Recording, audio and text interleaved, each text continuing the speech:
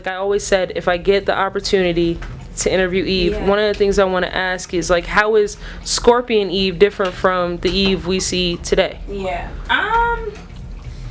Definitely the Scorpion Eve was young. I trusted way too much all the time, and I kind of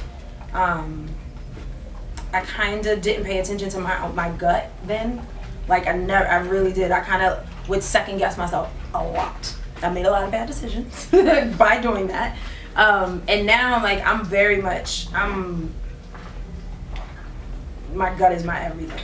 If it doesn't feel right, I don't do it. I don't care what it is. I got very lucky, I feel like, with my time in the industry coming up with Ruff Ryders, because I got taken care of. And not in like, oh, let's coddle her, but in a way like, yo, it was a respect. You know, like she writes with us, she goes into ciphers with us, whatever. We're gonna protect her because she's one of us, she's one of our family. So I got lucky in that instance. When I got outside of that, I learned, you know, the industry is not what you think it is. You know, you think everybody is the one big club and everybody's cool, and yo, like, especially for me, like, I'm so pro woman that, like, for me, when I would see Kim, I'd be like, hey, Kim, girl, what's up, girl? Like, I was a nerd. Definitely. Like, straight up. Like, or any other females, like, and I had some bad times with some of them where they'd be like, girl, get away. Like, and I used to be really hurt. Like, yeah. So, you know, I definitely quickly learned, like, oh, okay, it's not as, everybody's not rooting for everybody in this shit. Like, people are definitely watching you and definitely threatening. You know what? I'm so anti-industry. Like, when I see people, I am so unbothered. I do not care. I really don't. And it's like, only because I wish great and good for everyone. It's enough light in the universe for all people. We wouldn't be here if it wasn't. And so anytime I ever feel anything, if I was to feel anything, my first thought is to just be like, cool. Like, and thankfully though, knock on wood, you know, I haven't had any crazy situations where I've been like feel disrespected or anything like that. Like, people are usually pretty cool, but anytime I do feel anything negative, I'm like, don't bother me.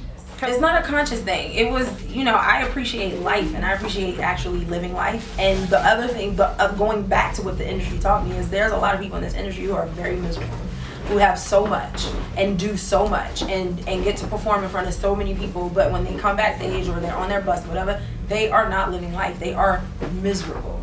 They hate what they do, pretty much. They hate the people around them. And I needed time to just live life, to be human, to like enjoy walking down the street because I want to go to the store, not because, and also be able to do what the fuck I want. You know, a lot of the industry sometimes it can drain you. It really can. I'm older now, and I can appreciate it more, and I can deal with it better. When you're young, you just like, okay, I'm supposed to be here, I gotta do this, okay, no problem. All right, people might forget me if I stop. You know, like, it's constant. And sometimes you gotta just get quiet. Life is important. People forget. Like, you can't just be like, a lot of people ain't really living life. You know what I'm saying? Like, they're really idle. Living. They're just going to just doing it because, like, and I've been there, and I've been through that, and I just, you know, I wanted to get married. I wanted to live in a different country. I wanted to learn new things. I like learning. Like, I wanted to be able to read 3 books in a month if I want to. Like, just shit that I want to do. So, and just sometimes you just gotta go regroup. Just go regroup and figure it out. Just figure it out. I gotta get him. So if anybody's like, what is that sound?